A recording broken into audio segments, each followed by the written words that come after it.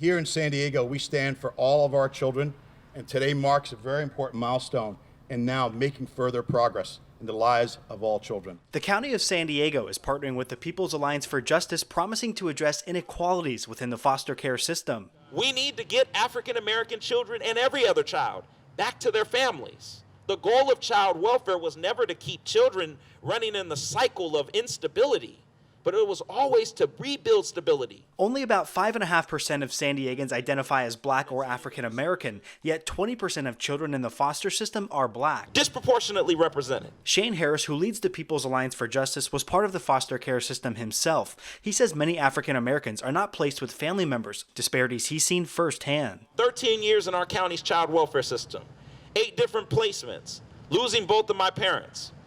This is not a partisan issue for me. It was a painful issue.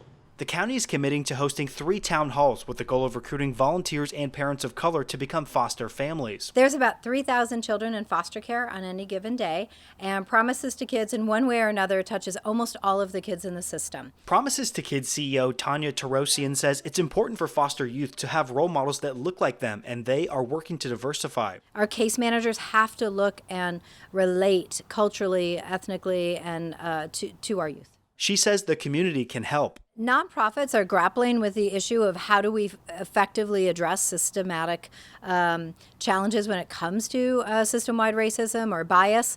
And so any support that the community can provide in guiding us and joining with us to make sure that we can tear down these barriers is appreciated. This is something that we can't solve alone, but it's something that we have to solve as a community. Tarosian says right now the pandemic is making it especially tough for foster youth who are aging out of the system. What we're finding is because all of the schools have been shutting down, they're left without family support to pick up the pieces like a lot of other children may have.